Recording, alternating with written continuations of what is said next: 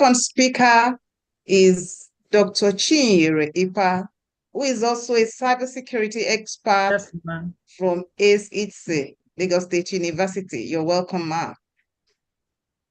She will be speaking to us on social engineering and phishing.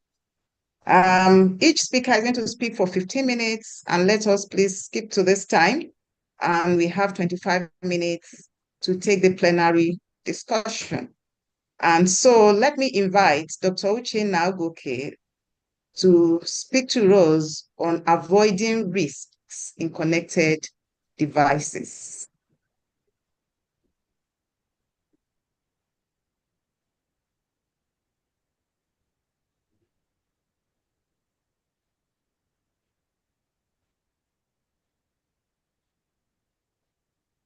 Thank you so much. It's a great pleasure to be here to share my knowledge with distinguished personalities here. The topic of my presentation is avoiding risks in connected devices. We'll be looking at what connected devices are, Internet of Things, risks in connected devices, the mitigating strategies, as well as the device selection and configuration. And finally, we'll look at best practices. Connected devices are electronic devices that can connect to the internet as well as other devices or networks, which allows them to collect, share, and act on data. Now, the ability of these devices to communicate efficiently with each other brings us to the concept of the Internet of Things, IoT for short. The Internet of Things is described as a network of physical objects embedded with software, sensors, and network connectivity, which enables them to collect and exchange data.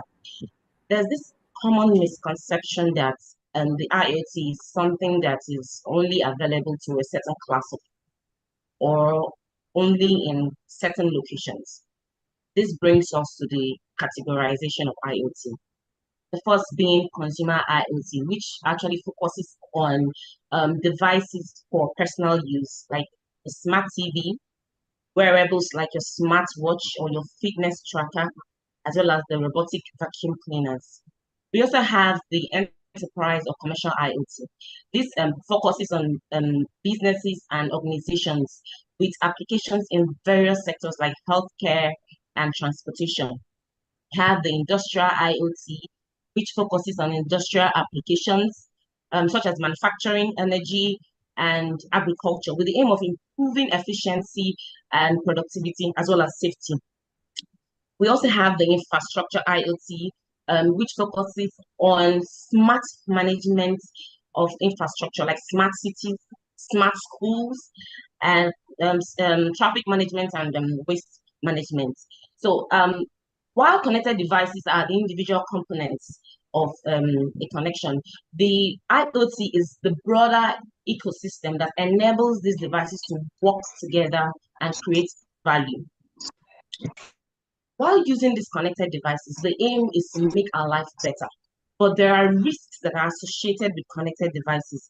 One of them being data breaches. A breach actually occurs when when sensitive, protected, or confidential data is accessed, stolen, or exposed without authorization.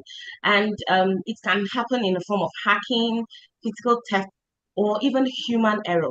The last one of the speakers in the last live lecture mentioned that 95% of breaches involve human error. So we can never be too careful. Another risk that is associated with connecting devices is malware and ransomware. This is where devices can be infected with malware or ransomware. And when this happens, the functionality of such devices can be compromised. We also have unauthorized access, where devices can be accessed without authorization, which potentially leads to data theft or device manipulation. Now, imagine a scenario where you have a software on your smartphone that monitors this CCTV camera footage in your organization on your house. Now, you don't have any security measures put in place on this phone and it is stolen. You find out that this software on your phone becomes something that a potential criminal can use to monitor the movements of people in that organization or even in your house. Another risk associated in connecting devices is amplification attacks, where some connected devices like your routers and smart home devices can be used to amplify distributed denial of service traffic, making attacks more powerful. How do we avoid these risks? Number one, we should implement robust security measures, use strong passwords, enable two-factor authentication, and keep software up to date. It is also important to regularly monitor devices for activities or signs of malware and to check if anybody has actually accessed this device without authorization. Also, connect your devices to secure networks, and it is very, very important to research the security of the security that is available for that particular device that you want to purchase. So before you buy, research its security features and reputation to see if it's something you can actually work with. It is also important to continually educate users on data security, best practices, and the importance of protecting sensitive data. Now, should you be in a position where you have to procure these devices for the organization or even purchase it for personal use, it is important to put the following factors into consideration. Why do you want to buy this device? It is important to know if you want to use it for work, for play, or for both. The reason is that oftentimes there are certain attacks that come through a particular application which resides in your phone. So you should be able to say, okay, this is coming from an app I've used either for work or for play. Also, consider the features you need, such as the storage and connectivity options. And then it is important to ensure that this device you want to procure or to purchase for yourself is compatible with the existing ecosystem, like the operating system of the devices that are there, the software, and putting into consideration other devices. Important to check the compatibility. It is also important to always follow the manufacturer's set of instructions while configuring basic device settings. Then, you don't have to wait until there's a problem before implementing security measures. Configure security settings such as password, biometric, and authentication. Just like the analogy I gave earlier about having your phone stolen when you don't have any security measures put in place. So you don't have to wait until there's a problem before you implement security measures. Then it is also important to keep your software, your operating systems up to date. Each time there's a new operating system, there's a reason for that. A lot of factors might have been put into consideration before that is done, of which one of them can be security updates in the new operating system. So it's important to always keep softwares and operating systems constantly updated. What are the best practices that we need to imbibe while procuring these devices? It is important to always research devices thoroughly before making purchase. The funny thing is that some of our brothers would sell cloned versions of high-end devices. Now, if you don't carry out your research, not every distributor will tell you that they are selling cloned versions. So it is important to always carry out your research to be sure of what you are getting and get from a reliable source. Also, read reviews from other users to get a sense of what the device performance is all about and any other potential issues so that you're not caught unawares with what happens while using such devices. Then, as usual, regularly keep your devices up to date. Ensure that you update your software to make sure that your security patches and features are constantly updated. Use strong passwords. Use strong passwords. It cannot be overemphasized. One of the speakers at the last live lecture also mentioned how a strong password is structured, has to have alphanumeric characters as well as um, special characters like your hash and your beta signals. You can also test your devices if possible before purchasing them to see if this is what you actually want. Finally, connected devices are meant to make our life more convenient and enjoyable. It is very important to be aware of the risks that are involved and also take steps to mitigate them so that we can enjoy the benefits of these connected devices while minimizing potential downsides. Thank you. Thank you very much. Thank you very much. Help me give her a round of applause. Thank you. Thank you so much. Thank you for also saving us time. So let's move to the second speaker, who is Dr. Chinyere Ikwa. I will be speaking to Rose on social engineering and fishing. You have the floor, ma'am. Thank you so much, ma'am. Thank you so much, ma'am. Please go on. Good afternoon, everyone. All protocol observed. The topic for today is social engineering with focus on phishing. I am Chinyere Ikwa from Lagos State University. In this topic, we'll be covering the following subtopics: understanding social engineering, brief history of social engineering, types of social engineering, what phishing attack is about, types of phishing attack, how to verify requests, a phishing email versus real one, and the last is takeaway.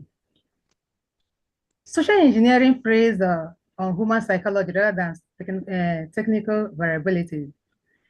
It is the act of manipulating individuals into giving up sensitive information or taking action that compromise security without them even realizing it. Unlike hacking that targets systems, social engineering focuses on people.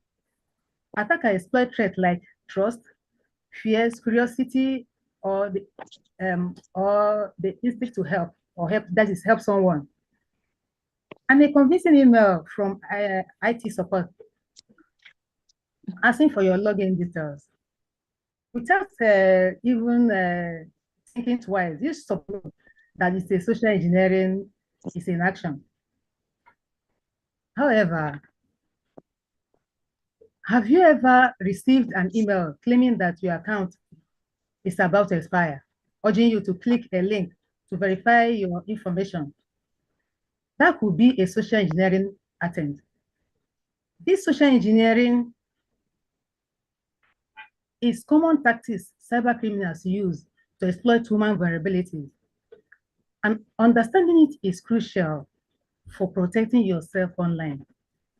This is often involve creating a sense of urgency, authority, or familiarity to exploit human trust and vulnerability.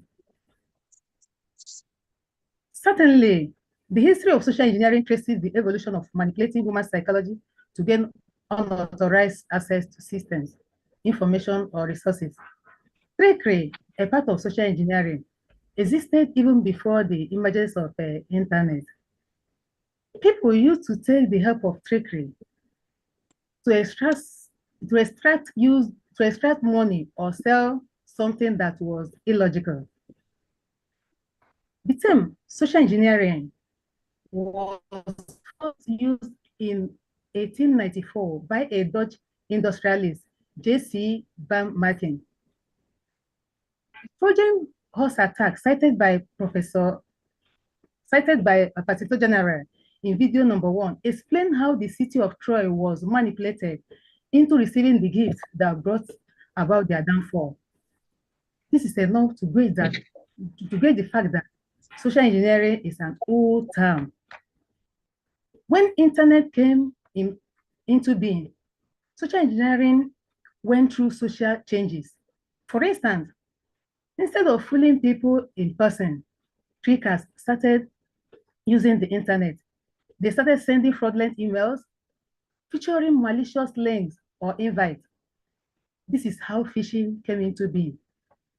Cyber criminals started using this trick to lure internet users to visit a corrupt website or click on a malicious link. The present era has also witnessed certain changes. Attackers now take the help of work from home and COVID-19 scenarios to fool the target. They seek access to our servers so that they can gain access to the wide database.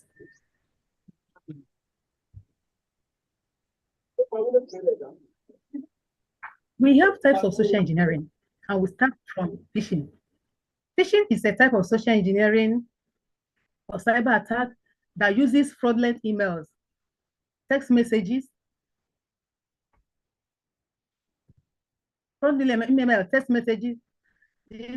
phone calls, or websites to trick people into sharing sensitive information by downloading email malware, otherwise exposing themselves to cybercrime.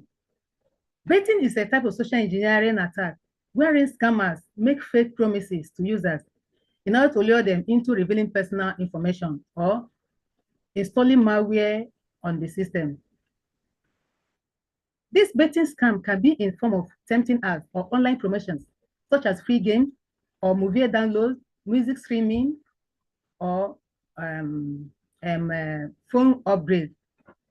The attacker hopes that the password the target uses to claim the offer is one they have also used on the other side, which can allow the attacker to access the victim's data or sell the information as well to other criminals on the dark web.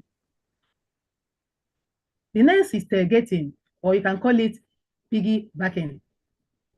The piggybacking is a typical breach whereby an attacker gains access to a physical facility by asking the person entering ahead of them to hold the door or grant them access. The attacker may impersonate a delivery driver or other possible identity to increase their chances. Once inside the facility, the criminal can use their time to steal unattended devices or access confidential files. The next in question is dumpster. This is always mainly in financial houses like bank. This dumpster diving is an attack where attackers dig into the dumpster for account numbers, password numbers, or other sensitive information. It is usually used to gain insight that can be applied in a second attack. Often in phishing, yes. Organization must do what they must ensure proper disposal of whatever they are no more using. Scareware. This attack often launches through pop-ups that appears on a user screen, warning them that their computer or file have been infected and then offering a solution. This social engineering tactics aim to scare people into paying for software that purportedly provides a quick fix to the problem. However, rather than fix an issue, scareware actually contains malware programmed to steal the user's personal data from their devices. The last in this one, but not the least, is the term quid pro quo, which means a favor for a favor in general. When it comes to social engineering, it means sharing credentials or visiting a website for a reward or repayment of other types for doing so. Now, having dealt with types of social engineering, now let us dig deep into what phishing is all about. As I said before,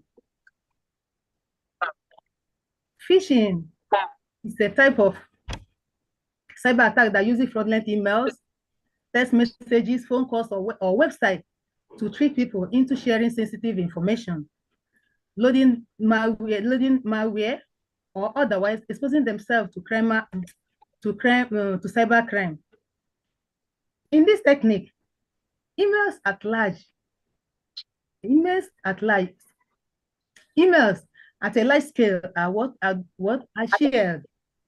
Attackers can act like an internet service provider, like from Glo, Internet, or all the rest, or CEO of a company, or even a government resource to lure that has an issue.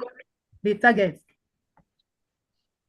Now, how do we know that we are being attacked? How is the process of this phishing? Or how do we know that phishers are working? Or how does phishing work?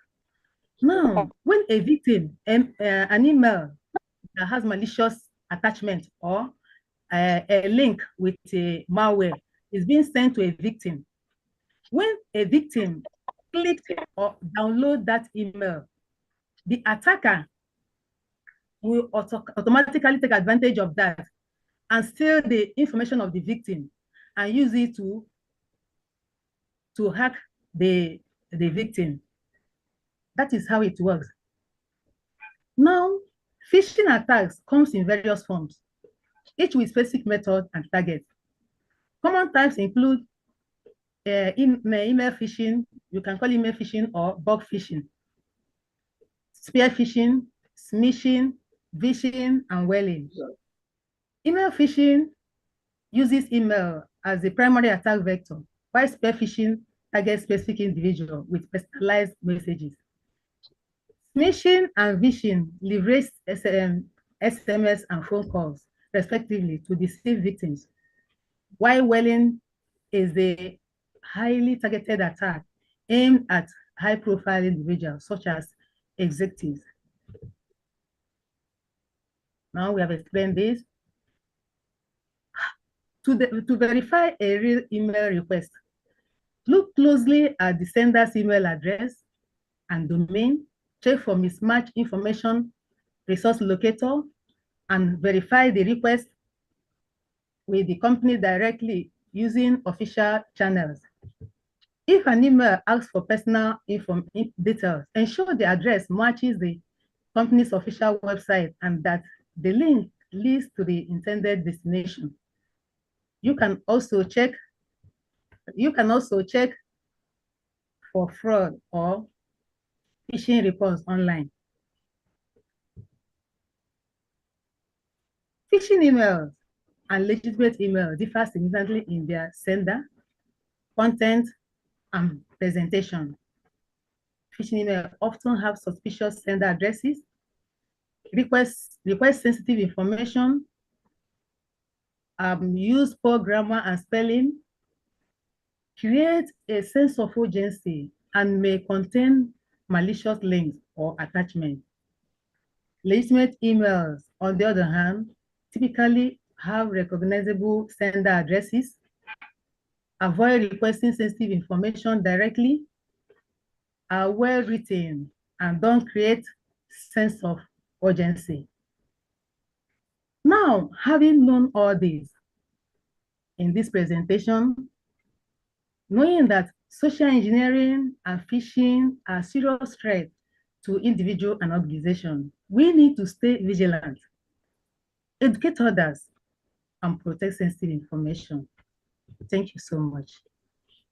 Thank you very much. Please help me give a round of applause to Dr. Chinyere for the brilliant presentation. Thank you so much. Thank you, ma'am. On this note, permit me to invite the chairman to anchor the discussion. Professor Fuakwe, are you still in? Yes, I am. All right, you have the floor. Please, let's try and take as many as possible so that we are quick. All right. We want to thank our two speakers once again. The lectures have been inspiring. So I'm going to call my next speaker to respond and then call other names. Professor Samuel Adebisi, number 1. Number 2, Moses Akumbi. 3, no, Moses Akumbi did not put up his hand, sorry. I did, ma. Professor Akombi's hand is up. Oh. Okay, Professor Moses Akumbi. Then Professor Chinyelu Ekunife. Number 4, Professor Nkechi Esomono. Number 5, Dr. Doris Mora. So let's take these 5 people. Can we have our speakers to, can we have the people to ask their questions? Let's start with the first person. Thank Professor Samuel. Yes, this is Professor Samuel Adebisi from Human Anatomy Department, ABU Zaria. I thank you to all the presenters, but my question is directed to the second speaker. Thank you for enlightening us about social engineering, but before now, during this our call, we have been exposed to fishing. So because when you actually mentioned the topic, I was wondering, is this a matter of another form of fishing or so? But now you are saying, I see fishing is just a part of social engineering.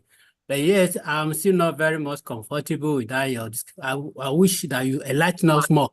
Actually, the difference between fishing and the social engineering, because we are more exposed to fishing in the course. Thank you very much.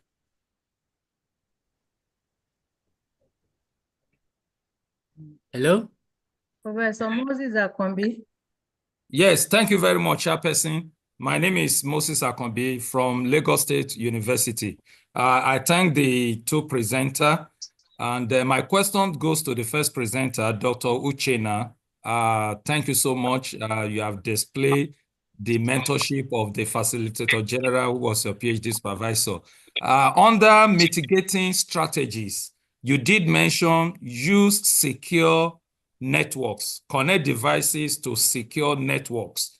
And I just want to ask that based on what goes on in the physical world that is being translated to the virtual world, we have a situation where in a bank, somebody there is also perpetrating some illegitimate act and stuff like that. So can we really trust even the so-called secure? Because when you talk about secure network, I know you may be talking about the network of your university, which sometimes may not even come via fiber, it may be via wireless.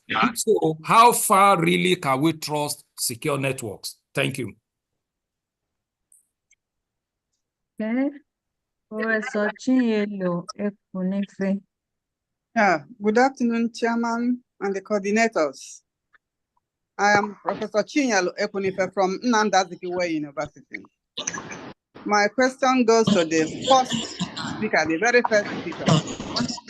Yes, she mentioned the risk in our connected devices, and she referred to malware and ransomware. At the other time, she also said malware or ransomware. Please, can she differentiate between the malware and ransomware? Thank you. All right. Professor Nkechi Esomono. Good day, everybody. Thank you, the facilitators. I am Nkechi PM Esomono from Nnamdi Azikiwe University. My question goes to the first speaker. So my question is, if a user bought a software and it expires, and he or she did not renew immediately, what is the implication in terms of cybersecurity? All right. We have 5 questions. Can our speakers quickly respond? Our first speaker, can you respond? I'll go first. So the first question by Professor Akombi Said, how far can we trust secure networks? Well, the truth is that you can't really say how secure a network is if it's not coming from your own end. But if you're carrying out transactions, especially financial transactions, it is important to use networks that you can trust, that you know that this is okay, like you have your own personal network that you can trust. If you are in a general environment where you are carrying out activities that require, that are not so important that you can just do randomly, you can use a university network. University network is not that bad. Not to talk of using networks that are not really named. You have situations where you have a Wi-Fi that is not named and you just key into it because it's free. You want to quickly do what you have to do because it's free. These are the kind of networks that are not really secure because you can't really verify the source. A university network, quite all right, people can be there carrying out various nefarious activities, but make sure that whatever you're doing in public networks are not something that can give you access to people that can steal your data or your financial records that are quite risky. You can't, the truth is that you can't say how secure a network is except it's coming from your own end. But you just have to be careful. And don't use networks that are free, that are not named. I think that's, I don't know if that has answered the question. Then the second question, I said, how do you differentiate between malware and ransomware? Well, malware has to do with computer viruses, Trojan, and all the others. But ransomware, when data has been stolen and you are required to pay a certain amount of money to get back that data because of how important it is to you, that is the original owner, it is called a ransomware. So that's the difference between both of them, malware and ransomware. Then the last question I got was, what is the implication of having an expired software? The implication, like I said, each time there's an upgrade, a lot of factors has been put into consideration, of which one of them is security. If your software has expired, you are at risk. You are vulnerable to attacks. So it is important to always update as long as a new version has come out, because they have considered that there's a possibility that this particular part of the network has been compromised, and that is why there's an update. So the implication is that you are at risk. You are can easily be scammed. So always update as long as a new network is out. Right. And our second speaker answer her own questions.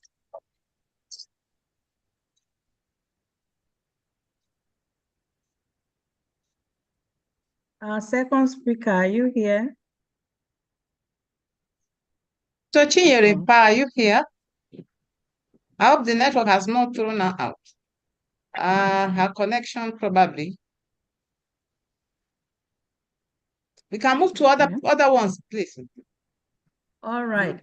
Please, participants, if your video is not open, I won't call your name. So I call the next 5 participants. Dr. Mrs. Salisu. I've not spoken. You called me in the first instance. And you didn't allow, you have not allowed me. Doris Mora. Oh, I didn't allow Dr. you Doris. to ask your question. Okay, Yes, Dr. Doris. Okay, you will answer. You will ask now. You will ask along this new set. So you'll be the first. Dr. Doris Mora, then Dr. Mrs. Salisu, then Ibrahim Chawondo, Helen Adebola, Uchenna Nzewi. My hand is up. Yeah, I'm calling you. Then Helen Adebola. So those 5 people. Let's start with Doreen. Okay, thank you. Can you ask your question now? Okay. Let everyone give their names and their institutions. Please give your name and your institution. Okay, my name is Doris Mora, Associate Professor from Madonna University, Nigeria. My question goes to the second speaker, Dr. Chinyere. When she was talking about the types of social engineering attacks, she talked about dumpster diving, where hackers can have access to information in the garbage of banks, schools, websites, and so on. I want her to expatiate more on that, especially with regards to bank information from bank sites. All right. Dr. Mrs. Salisu. Thank you very much, Ma. Dr. Mrs. Salisu from Olabisi Onabanjo University, and I'm glad to be here. My first question to the first speaker on Internet of Things, I want her to tell me between the benefits of IoT and the risk, which of them is more? So not this will inform us choosing whether to go for the Internet of Things despite the risk, or we should avoid it if the risk outweighs the benefit. Then to the second speaker or the first speaker can also answer that. There is this thing that always pops up by the browser when you put your password, like should the browser save the password or should we click never? I've had some people say it's fine to click let the browser save the password, and some people used to say don't click the browser and suggestion of the browser to save our password, which would be safer for us to be cyber secure. Thank you. Thank you for those interesting questions.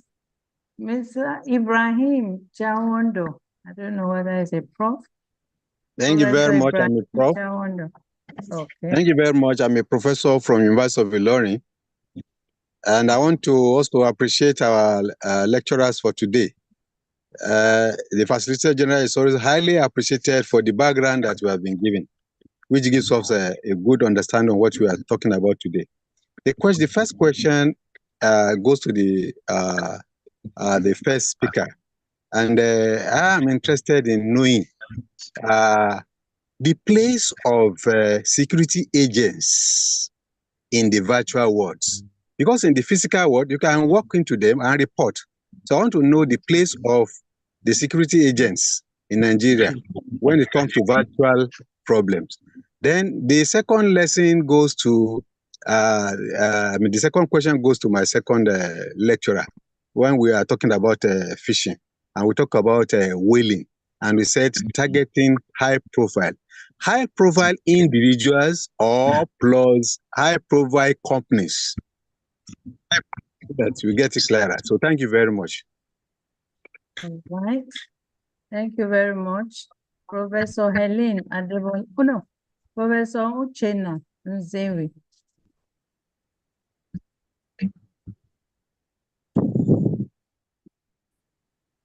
Okay, it's muted. Professor Uchenna, you are muted. Let's go to Professor Helen Adebola. Oh, sorry, I didn't want to interrupt. Please, my question is very simple. Uchenna Nzewi is from the University of Nigeria. My question is to the first speaker. She talks about testing devices. I'm wondering how feasible that is.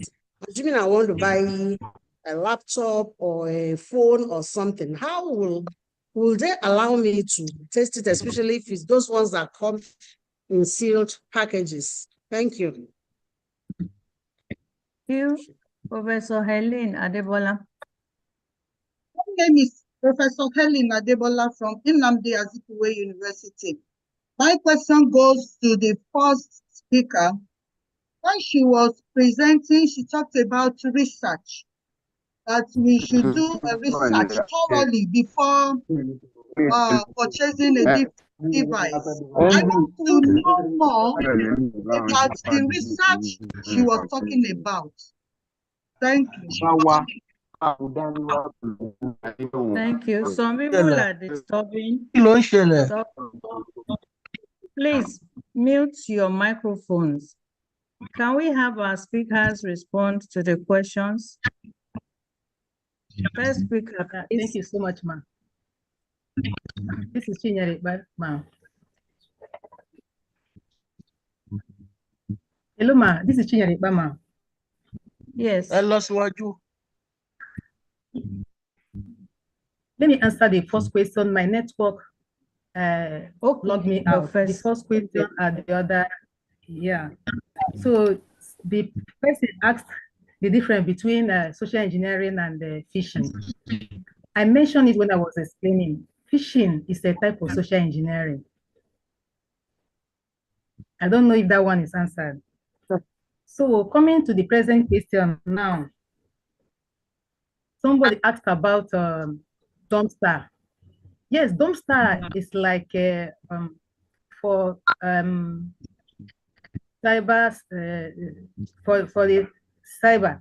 It's just like emptying your waste bin, your recycle bin that is deleted by, and you delete it. So in the physical world, this dumpster is always for financial institutions like banks. When they have these checks or any information in paper form that they're not using anymore, they have to shred it, not just throw it away like that. If they throw it like that, all these attackers can venture into the dumpster and get information that they use to hack the bank. So that's answer that. The next one is on phishing, whether the phishing, the whaling, the type of phishing, or whaling type of phishing. The question was that is it for each individual? Because whaling targets high profile people, whether it's for individual alone or for companies, it's for both. This whaling, they just target high profile individuals and also high profile companies where they will make big cash. So that's answered that question. Thank you, ma'am. All right, thank you. Can the first speaker now go for the second round of questions? Okay, the first question says, does the benefits outweigh the risk in Internet of Things? Well, we all use smartphones, we use our laptops, and from the definition I gave of Internet of Things, the moment you have two or more devices connected via the internet and probably by installing software in one or two that enables the connection become more efficient amongst them, that is the Internet of Things at play. Now, the world we live in now, is it possible that you can't stay without your smartphone? Is it possible that you can't share data from your phone to your laptop? I think the answer is no. The benefits actually outweigh there are risks, but the good thing is that when you are aware of these risks, you start making efforts, like what you have said, to mitigate those risks, make sure that you don't fall victim. So the benefits does outweigh the risks. The second question is from okay, the second question, I can't remember the name of the person that asked the question, but the question was, what is the place of security agents in the virtual world? In the physical world, the security agents are human beings. In the virtual world, the security agents are not human beings, they are softwares. And what are they? You have your antivirus, you have your firewall, and so on and so forth.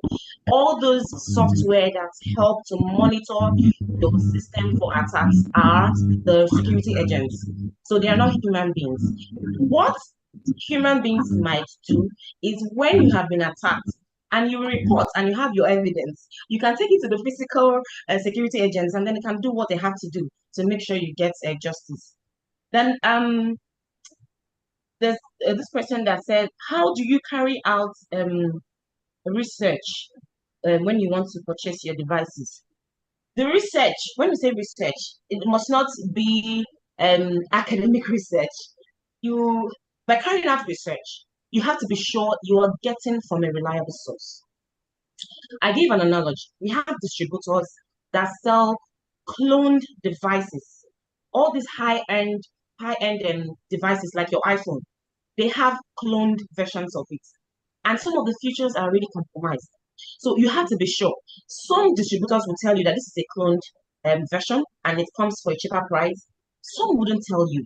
So carrying out research can be making sure you're getting from a reliable source. How do you do that? You ask questions. If you know someone who has used this device, ask this person, how did you get it? Is this a good one? Then you can also search on the internet. You can go to the website of particular products, like your iPhone. There's a website for Apple products. Go to the internet and search. Find out the product number to be sure that the one you have, that they are telling you that this is this or that it is in line with the product number they have on their site. So these are ways of carrying out research.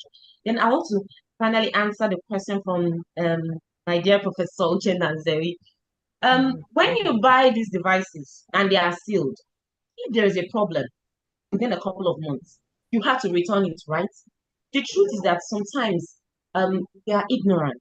We don't know that it is our right to test these devices, probably because of the amount it is bought. You trust it so much that you're sure that when you get this device, oh, it's going to work out perfectly. Fine. But the truth is that you have a right to test them. If you're getting from a right source, when you buy it there, they open up that carton and test it and be sure that this is what you're paying for. If you're going to buy a device and you're looking for a 1 terabyte memory space and they give you something that it is 500 gigabytes, would you return it or you wouldn't know? How do you know these things? It has to be tested at the point of purchase, or except if you're buying them online, of which you have a right to return. That's what the specifications showed was this, and what you're getting is that. So it should be tested. Thank you so much. Right. Thank you. you very much, Chairman. We have a very few minutes left, maybe just one or two. I don't know if we can take only one question. No, we may not even take more questions, but let the second speaker answer. There's a question on in password. 2 minutes, please. Yeah, let the second in speaker 2 minutes, answer. please. We may not take any more, but let the second speaker answer the question. I have answered the questions, ma'am. The time is up. We only have 1 minute. The question on saving passwords on the website. Okay, can I answer that question? Please go ahead and answer. Okay, for so us, you can't save as long as you're the only one who has access to that device. Because the problem now is when you save it and someone is trying to use that device to log into a private network or something that belongs to just you or the organization, because it's saved, once they use that device and log in, it is at risk. So if you're sure that this device is being handled by not just you, maybe you should be more careful before you click save password. All right. Thank you very much. At this point, I want to thank our speakers for the great lecture we have had and the good answers they have given to all the questions. Unfortunately, we cannot take any more questions because we have just 3 minutes to go. On this note, I want to thank every one of us for showing up this afternoon. I hand over the floor now to our Deputy Facilitator General for announcements. Prof. Thank you very much. Announcement. Thank you very much, Ma. The announcements we have a few, but the most important is that the newsletter has been released by the Facilitator General. I encourage everyone to please read it and get details of the news for this week and also your assignment and practicals. Let me at this point invite Professor Agnes Osita Njoku, the co-chair, to give the closing remarks. Are you still here, ma? Professor Osita Njoku. All right. It looks like she's not here. Well, on behalf of the Facilitator General and management of VICBHE, I want to thank you for being here, for making it a date, and also for being part of this exciting discussion. I wish you all the best. And as you go on, remember your discussion forum, your practical, and also the test of